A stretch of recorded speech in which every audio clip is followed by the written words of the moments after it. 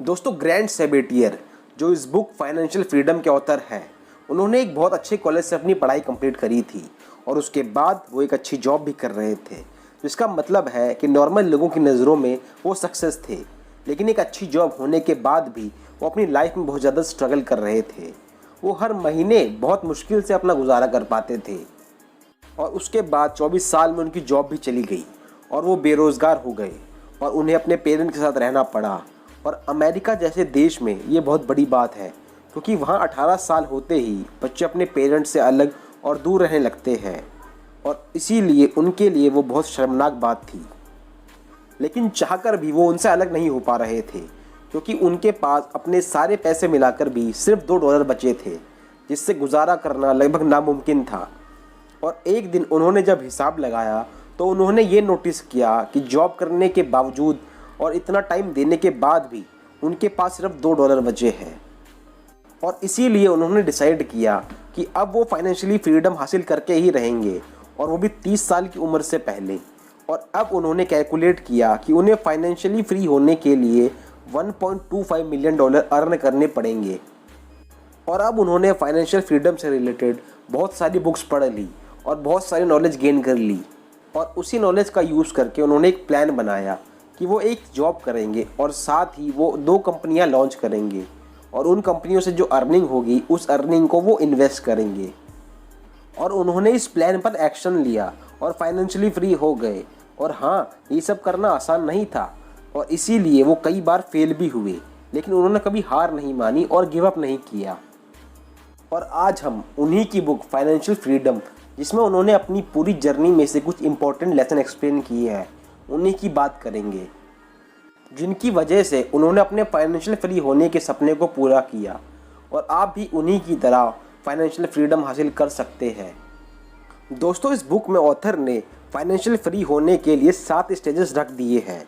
हम ऐसा मान लेते हैं कि 7 स्टेजेस की एक बाउंड्री बना दी है, जिन स्टेजेस को क्रॉस करने के बाद हम फाइनेंशियल फ्रीडम अचीव कर सकते हैं। Stage 1, clarity. जब आप फोकस्ड होकर ये फाइंड आउट कर लेते हैं कि आप अभी किस लेवल पर स्टैंड करते हो और आपको किस लेवल तक जाना है। Stage 2, self sufficient. जब आप बड़े आराम से अपने मंथ के एक्सपेंसेस को संभाल लेते हो। Stage 3, breathing room. जब आप अपनी मंथली एक्सपेंसेस के लिए अपनी सैलरी पर डिपेंडेंट नहीं होते हो। Stage 4, stability. इस स्टेज में आपके पास अपने 6 महीने के एक्सपेंसेस की सेविंग एडवांस में होती है और आपके ऊपर कोई बड़ा लोन भी नहीं होता है। Stage 5, flexibility.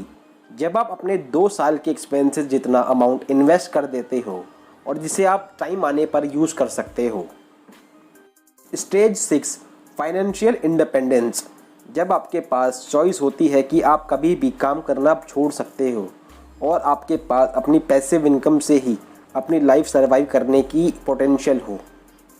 Stage 7, last but not least, abundance of wealth. जब आपके पास इतने पैसे हो कि आपको किसी भी गुड्स को बाय करने से पहले सोचना ना पड़े और ना ही आपकी आने वाली जनरेशन को भी पैसों की कोई प्रॉब्लम हो।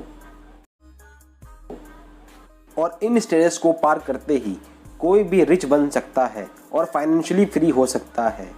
और इन स्टेजेस को पार करने के लिए ऑथर ने कुछ इंपॉर्टेंट लेसन बताए हैं। Lesson 1, calculate how much money you need. सबसे पहले आपको ये पता करना है कि आपको एग्जैक्टली कितने पैसों की ज़रूरत है फाइनेंशियली फ्री होने के लिए। अब आपको कितने पैसों की ज़रूरत पड़ेगी ये तो आपको ही कैलकुलेट करना पड़ेगा, लेकिन मैं आपको ऑथर का एक एग्जांपल देता हूँ। ऑथर जब 30 साल के थे तो उन्होंने $1 मिलियन सेव कर लिए थे। ये अमाउंट बहुत बड़ा था, लेकिन इतना बड़ा भी नहीं था कि इसके सहारे अपनी पूरी लाइफ स्पेंड कर सके, और इसीलिए उन्होंने इन पैसों को स्टॉक्स में इन्वेस्ट कर दिया, जहाँ से उन्हें एवरेज 7% का रिटर्न मिला। यानी उन्हें हर साल $70,000 का प्रॉफिट मिल रहा था।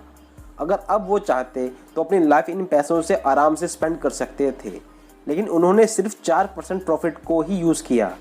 मतलब उन्होंने सिर्फ $40,000 ही खर्च किए अपनी लाइफ की नीड्स और वांट्स को पूरा करने के लिए, जिसे वो मोर देन इनफ कहते हैं, जिससे उनके 3% बच जाते थे, जिसे वो $1 मिलियन में मिलाकर वापस इन्वेस्ट करते थे और कंपाउंडिंग की वजह से उनके प्रॉफिट बढ़ते रहते थे और उन्हें खर्च करने के लिए जो 4% मिलता था उसका अमाउंट भी इंक्रीज़ हो जाता था।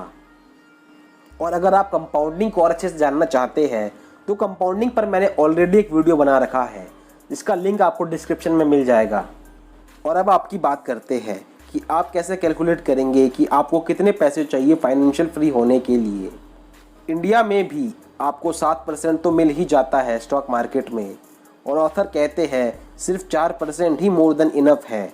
तो 1/25 यानी 0.25% पर जीना चाहिए और बाकी 3% यानी 0.75% को री इन्वेस्ट करना चाहिए। इस फॉर्मूला के हिसाब से आपके एनुअल एक्सपेंसेस इंटू 25 और जो अमाउंट निकल कर आएगा वो आपको चाहिए फाइनेंशियल फ्री होने के लिए। लेट्स सपोज आपका एनुअल एक्सपेंस है 4 लाख रुपए, तो 4 lakh into 25 is equal to 1 crore, तो आपको 1 करोड़ रुपए चाहिए फाइनेंशियली फ्री होने के लिए। Lesson 2, calculate your net worth. Author कहते हैं कि आपको अपनी नेट वर्थ पता होनी चाहिए और नेट वर्थ निकालने का फॉर्मूला है एसेट्स माइनस लाइबिलिटीज़। अब एसेट्स आपकी वो चीज़ें होती है जहाँ से आपको पैसा मिले, जैसे प्रॉपर्टी, आपका बैंक बैलेंस, स्टॉक्स एटसेट्रा, और लाइबिलिटीज़ वो होती है जो आपके अकाउंट से पैसा निकालती है, जैसे कोई रेंट या लोन। और अब आप एक जगह पर अपने टोटल एसेट्स को कैलकुलेट करें और टोटल लाइबिलिटीज़ को भी। हाँ, शायद आपको थोड़ी टेंशन हो अगर आपकी लाइबिलिटीज़ ज़्यादा है और एसेट्स कम है, पर कोई बात नहीं, ये जानना भी बहुत ज़रूरी है। ऑथर बोलते हैं कि आपको अपनी नेट वर्थ रेगुलरली चेक करते रहना चाहिए, जिससे आपको पता चले कि आप अपने फाइनेंशियल फ्री होने के ड्रीम से कितना दूर या कितने पास हैं। Lesson 3, know the value of your time. दोस्तों, ऑथर कहते हैं कि हमें अपने टाइम की वैल्यू करनी चाहिए। लोग पैसे तो कमा सकते हैं, बट वो कितना भी पैसा कमा ले पर उस पैसे से अपनी लाइफ में 1 मिनट भी एक्स्ट्रा ऐड नहीं कर सकते। और इसीलिए वो कहते हैं हमें अपने टाइम की एक्चुअल वैल्यू पता होनी चाहिए, मतलब हम अपने 1 घंटे को कितने रुपए के लिए स्पेंड करते हैं।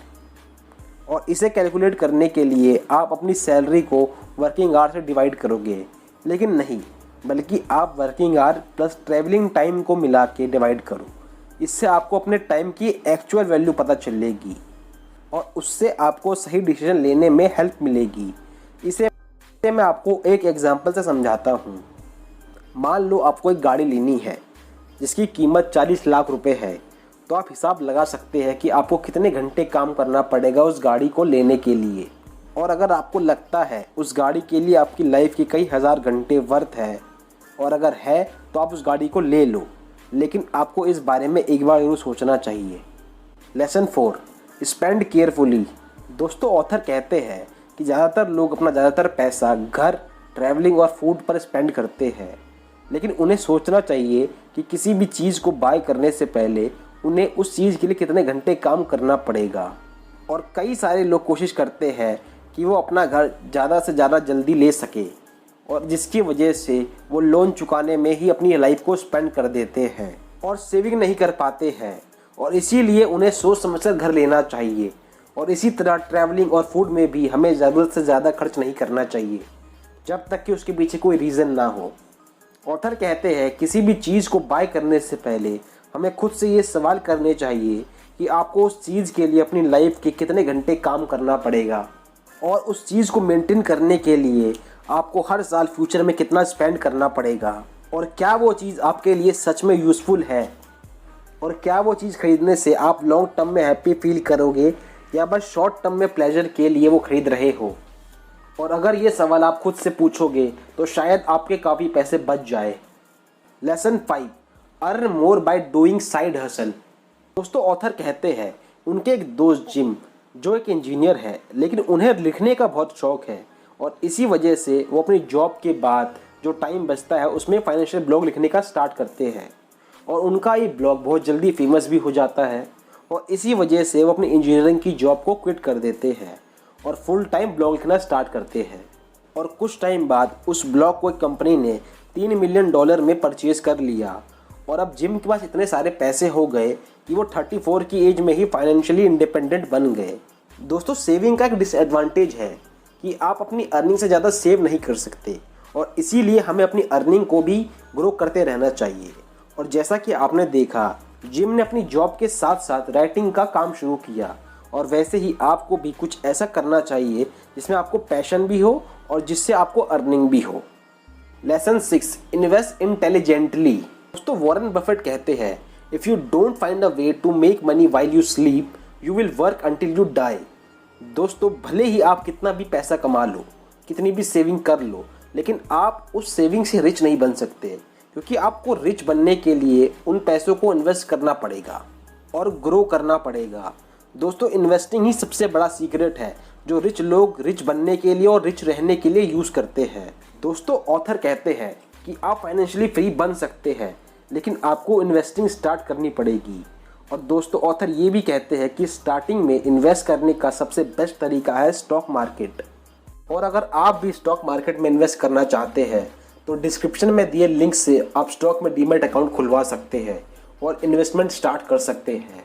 और अगर आप इस बुक को पढ़ना चाहते हैं तो डिस्क्रिप्शन में लिंक मिल जाएगा जहां से आप इसको परचेज कर सकते हैं। Lesson 7, enjoy retirement. दोस्तों, ऑथर कहते हैं, इन सब स्टेप्स को फॉलो करके आप भी उन्हीं की तरह फाइनेंशियली फ्री हो सकते हो। और ऑथर कहते हैं, आप 5-10 सालों में रिटायरमेंट भी ले लोगे। पर रिटायरमेंट का मतलब ये नहीं आप कुछ काम ना करो, बल्कि आप अपने मज़े के लिए और अपनी इन्वेस्टमेंट को इंक्रीज़ करने के लिए जब तक आपका मन करे तब तक काम करते रहो। और अगर आप कंपाउंडिंग के बारे में डिटेल में जानना चाहते हैं तो इस वीडियो को भी जाकर देखिए।